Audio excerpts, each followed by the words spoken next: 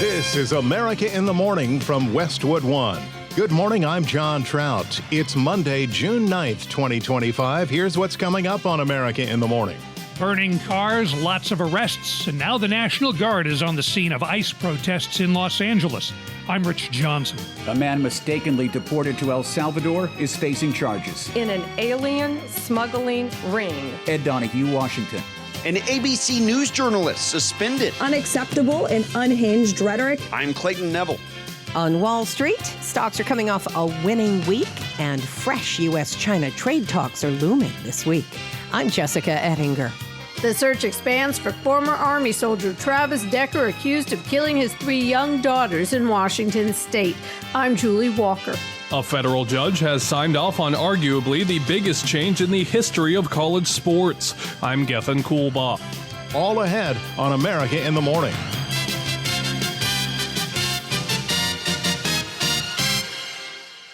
Cars set on fire, ICE agents' vehicles pelted with rocks. Demonstrators block highways in Los Angeles after the Trump administration, using presidential powers, deployed the California National Guard to assist local police in addressing lawlessness on the streets of the nation's second largest city. The latest from Correspondent Rich Johnson.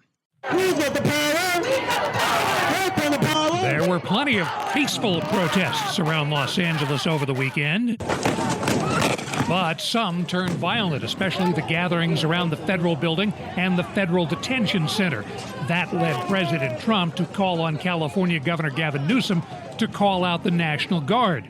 Newsom refused, so Trump did it himself, using the rarely invoked Title X authority to federalize some California Guard troops. The president has not federalized the National Guard and deployed them into a state without that state's consent since 1965. New York University's Liza Goitein, who's an authority on presidential emergency powers. She tells CNN she's troubled by Trump's move and the non-specific nature of his declaration. That kind of preemptive, nationwide deployment of the military to effectively police protests is unprecedented, incredibly dangerous, and an abuse of any law the president might be relying on. Newsom has asked the White House to rescind the Guard call-out, calling it a serious breach of state sovereignty. Los Angeles Mayor Karen Bass agreed, saying the LAPD has all the resources necessary to control the crowds, and that the Guard's presence just escalates tensions. What President Trump's trying to do is pretty clear. He's trying to de-escalate all the tensions that are there. Oklahoma Republican Senator James Lankford on NBC's Meet the Press. This is an American city, and to be able to have an American city where we have people literally flying Mexican flags and saying, "You cannot arrest us," cannot be allowed. But Connecticut Democrat Chris Murphy posted on his X feed, this move is part of the president's greater agenda. Donald Trump has always wanted to create an excuse to impose martial law, to invoke the Insurrection Act. Donald Trump has been undergoing a comprehensive campaign since he was sworn in to try to destroy our democracy, to try to undermine the rule of law. Late Sunday, the LAPD declared the downtown gathering an unlawful assembly and said that anyone not leaving the area would be arrested. I'm Rich Johnson. Defense Secretary Pete Hegseth says 500 U.S. Marines are now on standby to deploy to Los Angeles. 2 L.A. police officers were reported injured, and the LAPD remains on tactical alert this morning. Kilmar Abrego Garcia has been returned by El Salvador to the United States after a grand jury finds sufficient evidence to try the man who had been deported from Maryland by immigration authorities for a series of charges, including the alleged illegal trafficking of migrants. Following that story, Correspondent Ed Donahue. We want to thank President Bukele for agreeing to return Abrego Garcia to the United States. Our government presented El Salvador with an arrest warrant, and they agreed to return him to our country. We're grateful to President Bukele for agreeing to return him to our country to face these very serious charges. This is what American justice looks like. A man mistakenly deported to El Salvador is facing charges. Abrego Garcia has landed in the United States to face justice. Attorney General Pam Bondi says Kilmar Abrego Garcia is facing human trafficking charges from a 2022 vehicle stop. The grand jury found that over the past 9 years, Abrego Garcia has played a significant role in an alien smuggling ring. They found this was his full-time job, not a contractor. He was a smuggler of humans and children and women. He made over 100 trips, the grand jury found, smuggling people throughout our country. MS-13 members, violent gang terrorist organization members throughout our country. That vehicle stop 3 years ago was in Tennessee. I'm from Maryland. The report says he was bringing in people to Maryland to perform construction work. So nothing illegal? No, sir. He was never charged with a crime. The defendant abused undocumented alien females, according to co-conspirators, who were under his control while transporting them throughout our country.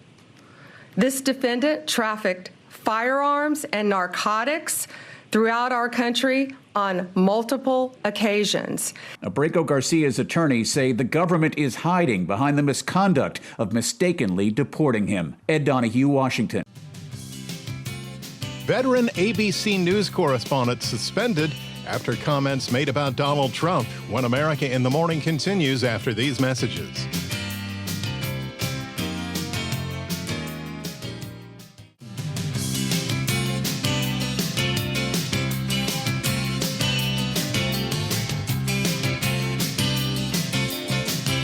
This is America in the Morning. AccuWeather.com meteorologist Matt Rindy has today's national weather forecast. A powerful system produced widespread severe thunderstorms across the southern plains Sunday from Kansas into Texas, with a significant area of wind and hail associated with the storms. Even early this morning, we'll have gusty thunderstorms continuing through East Texas into Louisiana, and we'll have a continued risk for severe thunderstorms developing along a cold front extending from western New York through western Pennsylvania and eastern Ohio, and then continuing through Kentucky, Tennessee, Arkansas, Mississippi, and Alabama, and then into Georgia this afternoon. The heaviest storms are most likely across the southeast. These storms are capable of producing drenching rainfall, damaging winds, hail, and even an isolated tornado. Additional thunderstorms will form again in West Texas this afternoon into tonight, with damaging winds and hail possible. And then on the northern side of this storm, there'll be widespread showers through parts of Minnesota into northeast Iowa, and then continuing through the rest of the Great Lakes region. There can also be showers on the eastern side of the system into New Jersey, the southeast parts of New York into New England. Farther west, the northern and central plains will be a little bit drier with some sunshine and highs in the 70s and 80s. There will also be some scattered afternoon thunderstorms along the coast southward through Virginia into South Carolina, and scattered afternoon thunderstorms across Florida. A few of these storms could also produce drenching rainfall. In the west, it's a little bit quieter, but it is going to be hot, and there could be some scattered afternoon thunderstorms in the Sierra Nevada. That's the weather across America. Portland, Oregon will be quite hot today with plenty of sunshine and a record-tying high of 95. Jackson, Mississippi will have plenty of clouds today and a couple of heavy gusty thunderstorms moving through and a high of 83. That's the nation's weather. I'm AccuWeather.com meteorologist Matt Rindy. Remember to follow us wherever you get your podcasts. Just search America in the Morning in your favorite listening app. An airplane carrying as many as 20 skydivers crashed on Sunday near an airport in Tullahoma, Tennessee, about 75 miles southeast of Nashville. Police report at least 2 people were taken to a hospital in critical condition, but no deaths have been reported. The aircraft was described as a de Havilland DH-6 Twin Otter. In the crash, the plane lost both its tail and one of its wings after clipping some trees. Local police report they immediately secured the area where the plane went down, and the FAA will be investigating what led to the crash. America in the Morning continues. A journalist for ABC News is in hot water over social media posts aimed at the Trump administration. Correspondent Clayton Neville reports. ABC's Terry Moran suspended from the network. A statement from executives said ABC News stands for objective and impartial news coverage and doesn't condone subjective personal attacks on others. This after Moran made a post about President Trump's aide, Stephen Miller. He said Miller's a man who's richly endowed with the capacity for hatred and added he's a world-class hater. He called President Trump the same thing. White House Press Secretary Caroline Leavitt told Fox News the administration reached out to ABC News to find out how it planned to react to the comments. This is, again, coming from someone who is supposed to be an unbiased and professional journalist. This is unacceptable and unhinged rhetoric coming from someone who works at a major television network. Hours later, the announcement was made that Moran had been suspended. I'm Clayton Neville. In the NBA Finals, the Indiana Pacers fell to the Oklahoma City Thunder 107-123. The series is tied at 1-1. Game 3, Wednesday night. U.S.-China trade talks. When America in the Morning continues after these messages.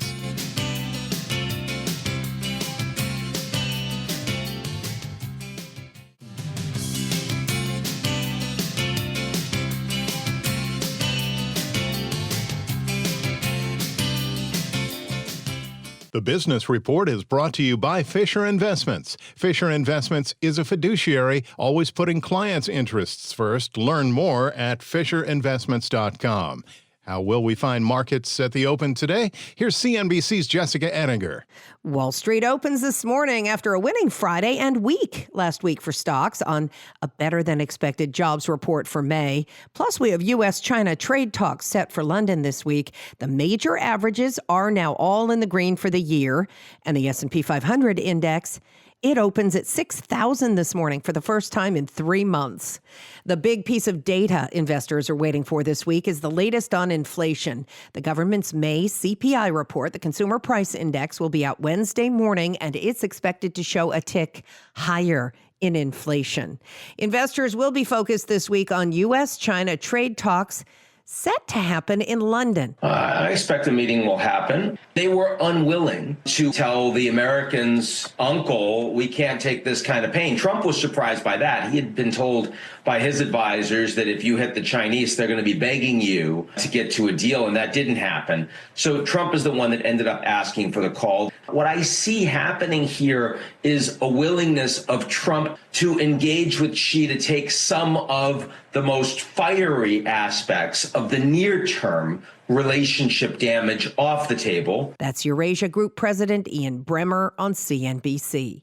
Investors also closely watching Apple's annual Worldwide Developers Conference this week in Cupertino. Day one is today. WWDC is Apple's chance to have a reset and show investors it has a path to get things back on course. Shares are down about 18.5% year to date.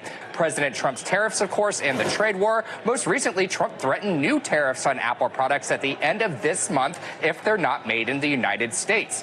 And in April, the court forced Apple to allow apps to accept payments from the web, skirting those app store fees. Major apps like Spotify and Amazon Kindle, they're already taking advantage. That's CNBC's Steve Kovac.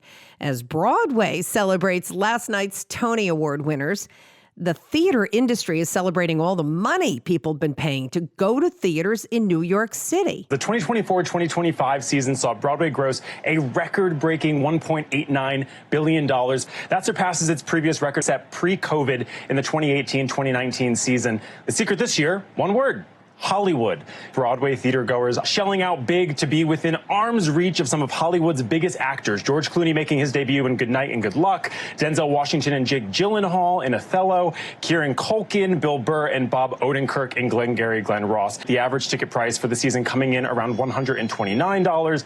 CNBC's Brandon Gomez. On today's watch list, as I mentioned, Apple's hosting that Worldwide Developers Conference. President Trump's new travel ban starts today, affecting foreigners from at least 19 countries. All right, thank you, CNBC's Jessica Ettinger. When we return on America in the Morning, student-athlete compensation, a new ruling after these messages.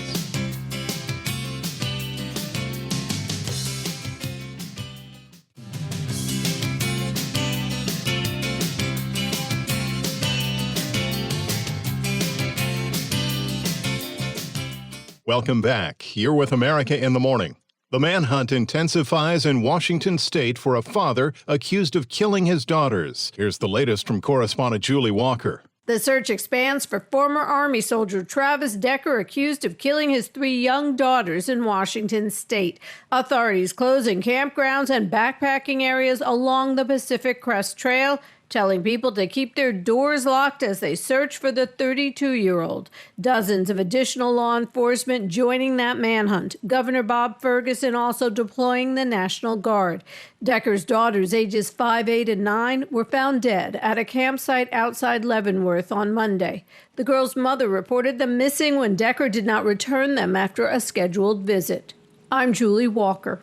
Authorities said that Decker's military training included enough wilderness survival skills to live in the woods on his own for weeks or even months. The National Guard has been ordered to assist in the search by Washington Governor Bob Ferguson. A federal judge has approved a groundbreaking settlement worth nearly $3 billion to allow for student-athlete compensation. Correspondent Gethin Coolbaugh reports. A federal judge has signed off on arguably the biggest change in the history of college sports, clearing the way for schools to begin paying their athletes millions of dollars as soon as next month. U.S. Judge Claudia Wilkin approved the final proposal that had been hung up on roster limits. The sweeping terms of the so-called House settlement include approval for each school to share up to $20.5 million with athletes over the next year and $2.7 billion to thousands of former players who were barred from that revenue for years. I'm Gethin Coolbaugh. America in the Morning for Monday, June 9th, 2025 is produced by Jeff McKay. I'm John Trout. This is Westwood One.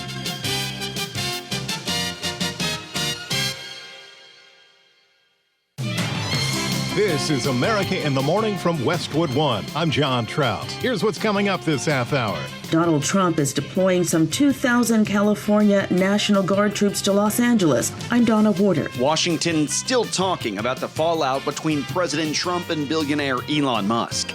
I'm Clayton Neville. Israel's government vowing Sunday to prevent an aid boat carrying activists, including Greta Thunberg, from reaching Gaza. I'm Julie Walker. An ex-police chief and convicted killer who escaped from an Arkansas prison has been captured. I'm Haya Panjwani. AI may be coming for your job sooner than you think. I'm tech correspondent Chuck Palm. Broadway's biggest night took place on Sunday with a popular reunion. I'm Kevin Carr. Back after these messages.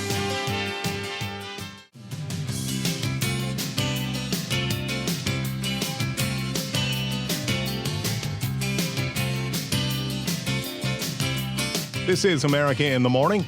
AccuWeather.com meteorologist Matt Rindy is at the weather map with Monday's national forecast. In the west, it is going to be fairly quiet through most locations, but it is going to be hot. There can be some scattered afternoon thunderstorms over the Sierra Nevada. Otherwise, most regions will be dry with sunshine and afternoon temperatures soaring into the 90s and 100s over the interior sections as far north as Washington and then southward through Nevada and Utah, continuing into the southwest. Some places in the southwest will top 110. A few areas, especially in the northwest, will likely break record highs for the day. We'll have another scorcher of a day following on Tuesday. A powerful system that brought widespread severe thunderstorms across the southern plains on Sunday will continue early this morning through East Texas into Louisiana with some damaging wind gusts and heavy rain. A continued risk for severe thunderstorms will develop along a cold front from western New York through western Pennsylvania into eastern Ohio, and then continuing through Kentucky, Tennessee, Arkansas, Mississippi, and Alabama, and then continuing into Georgia later this afternoon. The heaviest storms are most likely across the southeast, and they're capable of producing drenching rain, damaging winds, hail, and even an isolated tornado. Additional thunderstorms will form in West Texas again this afternoon into tonight with damaging winds and hail possible. And on the northern side of the system, there'll be widespread showers through Minnesota into northeast Iowa, and then continuing through the rest of the Great Lakes region. There can also be some showers on the eastern side of the system into New Jersey, southeast New York, and New England. There'll be a few scattered afternoon thunderstorms along the coast from Virginia southward through South Carolina, and a few scattered afternoon thunderstorms across Florida as well. And a few of these storms could also produce drenching rainfall. That's the nation's weather. I'm AccuWeather.com meteorologist Matt Rindy. Follow us wherever you get your podcasts. Just search America in the Morning in your favorite listening app. President Trump deploys the California National Guard to Los Angeles after protesters violently clashed with immigration authorities. opting now to take out their frustrations on the guardsmen. As correspondent Donna Warder reports, both California Governor Gavin Newsom and Los Angeles Mayor Karen Bass are against the Trump administration's actions, but Border Czar Tom Homan, speaking on Fox News, says ICE agents who will now be backed up by the National Guard are simply doing their jobs. These men and women are putting their lives on line every day. They arrested a lot of bad people yesterday and today. They arrested child sex offenders. They arrested people convicted of robbery. They arrested public safety, not only significant public safety threats, but national security threats. They arrested gang members. We're making Los Angeles safer. And Mayor Bass ought to be thanking us for making her city safer. Following a second day of clashes between demonstrators and federal agents, President Donald Trump is deploying some 2,000 California National Guard troops to Los Angeles over the objections of Governor Gavin Newsom. The clashes came after immigration agents carried out a series of sweeps on Friday, and on Saturday, confrontations broke out near a Home Depot in the predominantly Latino city of Paramount, where federal agents were staging at a Department of Homeland Security office nearby. Even as I was driving here, I was getting multiple reports of deputies asking for help. LA County deputies being attacked with rocks, bottles. That is 100% unacceptable. And we have to defend our employees, and they will use these less lethal munitions to defend themselves. Los Angeles County Sheriff Robert Luna. The LA County Sheriff's Department does not and will not participate in civil immigration enforcement. We have made that clear. It is not only the department policy, but county policy. But what occurs is if federal agents who are here doing immigration enforcement come under attack, they're going to ask for help. Audio courtesy of ABC 7 Los Angeles. Federal immigration authorities arrested more than 40 people Friday. Then protesters gathered outside a federal detention center demanding their release.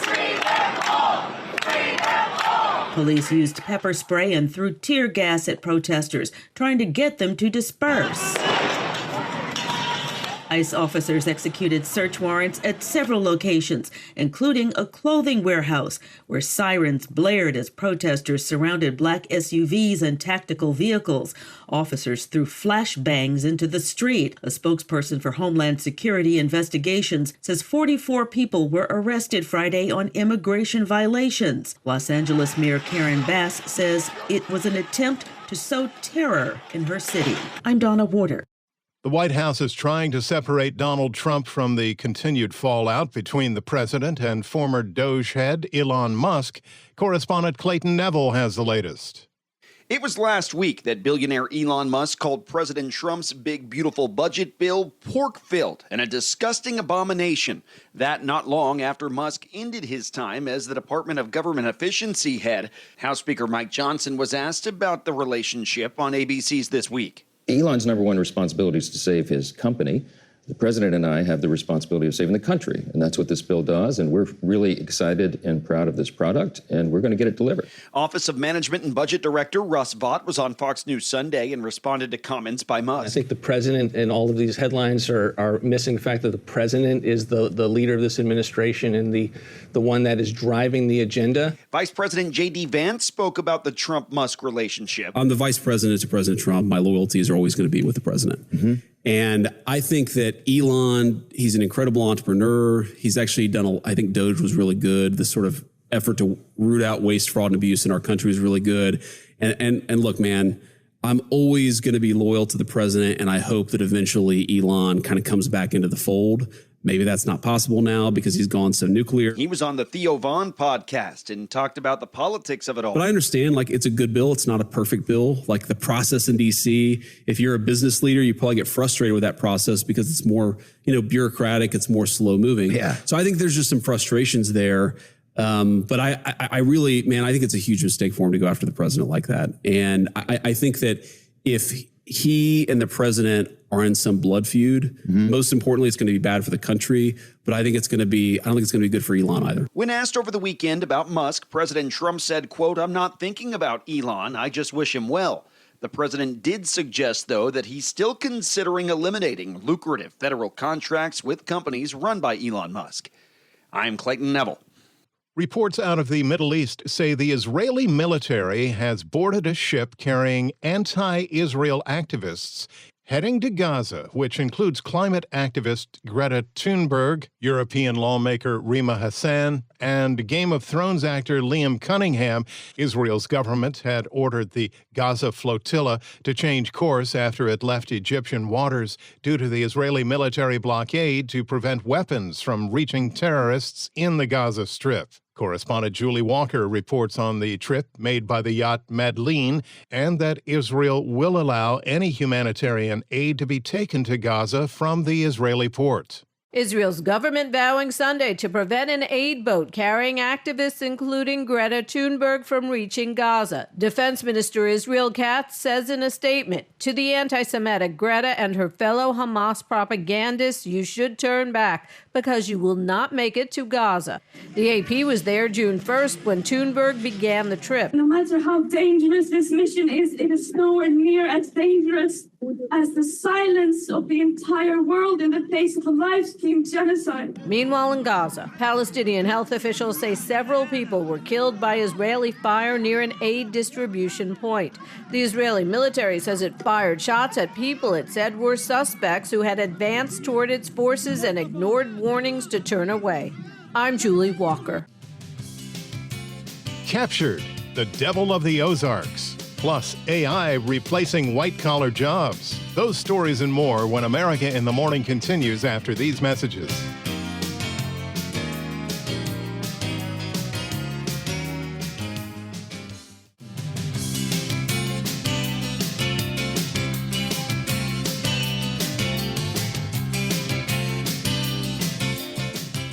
A former Arkansas police chief known as the Devil of the Ozarks was captured by authorities after his jailbreak and 2 weeks on the run. Correspondent Haya Panjwani reports despite a multi-state manhunt, he was found just over a mile from the prison he escaped from. A man known as the Devil in the Ozarks has been captured after his escape triggered a massive, nearly 2 weeks long manhunt in the mountains of northern Arkansas. Grant Hardin was serving lengthy sentences for murder and rape. In a May interview, Gateway, Arkansas Mayor Cheryl Tillman recalled that Hardin was always angry as police chief. He chased a kid in his car and he wrecked. And when he wrecked, the people in the house was going out to check on the kid. Well, Grant got out of his car and showed his gun to the people and told them to get back in the house. Hardin was sentenced to 30 years in prison for killing 59-year-old James Appleton, Mayor Tillman's brother. A spokesperson for the Arkansas prison system says Hardin tried to run away from officers when he saw them approach, but was quickly tackled to the ground. I'm Haya Panjwani. On the same day when a powerful magnitude 6.3 earthquake hit their region, a right-wing opposition senator and candidate in next year's presidential election in Colombia is fighting for his life after an assassination attempt.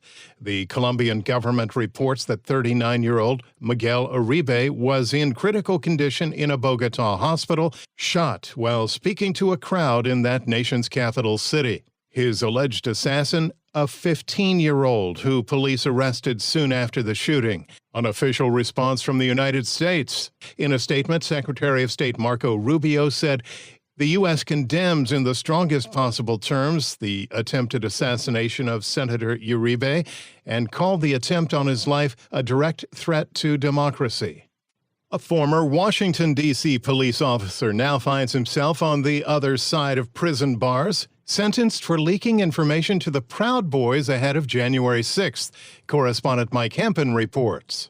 Retired police officer Shane Lamond has been sentenced to 18 months behind bars. Last December, he was convicted of lying to investigators about leaking confidential information to Enrique Tarrio, the former top leader of the Proud Boys extremist group.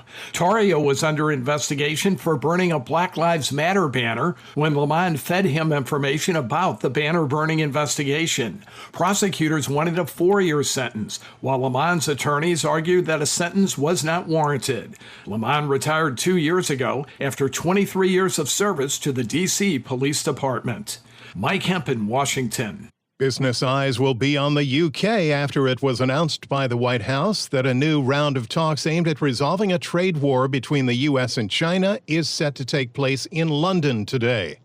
President Trump announced that a senior U.S. delegation would meet Chinese representatives, and over the weekend, Beijing confirmed that their vice premier will attend the talks. Last month, the world's two biggest economies agreed to a temporary truce to lower import taxes on goods being traded between them. But since then, both countries have accused the other of breaching the deal. The meetings come as China is now upset at the Trump administration over its order to revoke some student visas, as nearly a quarter of all foreign students attending U.S. schools are from China. AI is displacing thousands of workers in white-collar positions even sooner than previously predicted. Chuck Palm has details in today's Tech Report.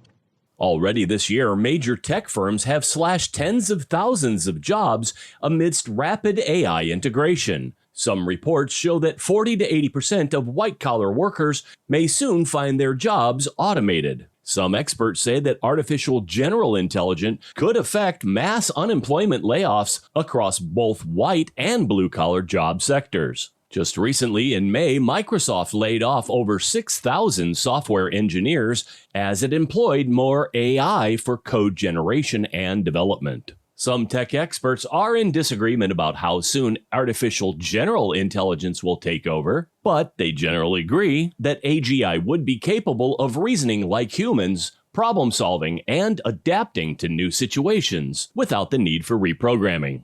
Ben Goertzel, CEO of Singularity.net, said in an interview that AI has already outperformed doctors in diagnostic accuracy, and said that once AI becomes even slightly smarter than humans, we'll see massive unemployment. To find out more, visit chuckpalm.com. The NBA Finals heat up and more in sports. Here's Robert Workman. Game 2 of the NBA Finals last night in Oklahoma City. The Thunder beat the Pacers 123-107 to even the series at 1-1. Shai Gilgeous-Alexander led all scorers with 34 points. They play a full 48 minutes, and you can't just throw the first punch. You got to try to throw all the punches all night. And yeah, that's what we did. We threw enough punches tonight to get a W. Game 3 is Wednesday night in Indianapolis. The Stanley Cup Finals resume tonight with Game 3 in Florida. The Oilers and the Panthers are tied at a game apiece. An instant classic French Open men's final on Sunday. Second seed Carlos Alcaraz dropped the first 2 sets to world number 1 Jannik Sinner, then rallied to win the final 3 sets, fighting off 3 match points along the way. Alcaraz and Sinner have now combined to win each of the last 6 Grand Slam finals. Women's final Saturday, number 2 Coco Gauff upset number 1 Arina Sabalenka in 3 sets for her second major crown. Baseball Sunday, the Tigers blanked the Cubs 4-0 to take 2 out of 3 in the weekend battle of division leaders. Jack Flaherty and the Flares allowed just 4 hits. Padres shut out the Brewers 1-0. Manny Machado's 7th inning dinger, the only run of the day. 6 Dads pitchers trolled a 4-hitter. That's one more than their batters got. Wins in the National League for the Giants, Mets, Reds, Pirates, and Dodgers. In the American League, the Red Sox topped the Yankees last night. And W's for the Guardians, A's, Mariners, Rays, Rangers, Twins, and Royals. The NCAA Baseball Tournament Super Regionals wrap up today. 6 teams advance to the College World Series on Sunday. The last spot will be decided today between Murray State and Duke. That's Monday Sports. When we return on America in the Morning, a weekend of reflection in Normandy, France, after these messages.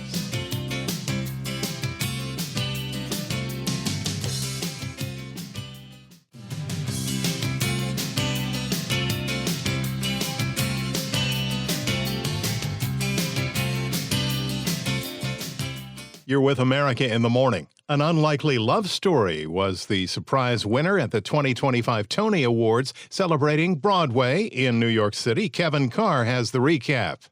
Broadway's biggest night took place at Radio City Music Hall on Sunday. The 78th Tony Awards were broadcast on CBS with host Cynthia Erivo. The big winner of the night was the South Korean robot love story Maybe Happy Ending, with 6 wins, including Best Musical. Tell me why, tiny friend, does your tummy glow? Other awards for the production went to Darren Criss for Best Lead Actor in a Musical, Michael Arden for Best Direction of a Musical, Best Book of a Musical, Best Original Score, and Best Scenic Design. Purpose took home the award for Best Play, with playwright Brandon Jacob Jenkins accepting the award. On behalf of the entire Steppenwolf community and Team Purpose, I would like to thank the Broadway League and the American Theater Wing for this honor. Kara Young also won for Best Actress in a Play for Purpose. Other notable moments came from a heartfelt speech by Harvey Fierstein, who won a Lifetime Achievement Award. It was 1982, and not only did I arrive on Broadway, but so did AIDS. This was no time to hide. Finally, celebrating the 10th anniversary, Lin-Manuel Miranda and Leslie Odom Jr. led into a revival performance of the groundbreaking musical Hamilton. Alexander Hamilton began to climb. I'm Kevin Carr. A somber weekend in France as veterans, some older than 100 years of age, returned to Normandy for the anniversary of D-Day. Correspondent Ed Donahue reports there were smaller crowds, but the same reverence to remember that pivotal day which led to the end of World War II. D-Day veterans returned to Normandy to mark the 81st anniversary of the landings that eventually led to the end of World War II in Europe.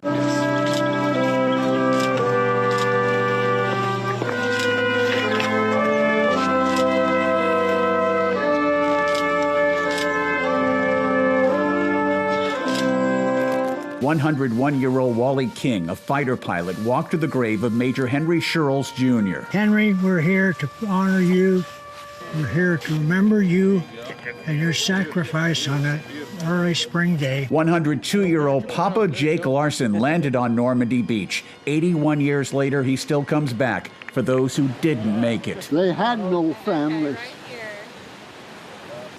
so they looked forward to us coming. 98-year-old Lewis Brown drove a truck. At first, he thought it was exciting. But now, after I look at it, it wasn't exciting as I should have. I thought it was. It was a dangerous job, that's all I can say. We was in danger all the time. Brown says he's glad he made it through. 23 veterans made the trip this year to Normandy. I'm Ed Donahue. We owe a great deal to the greatest generation. America in the Morning for Monday, June 9th, 2025 is produced by Jeff McKay.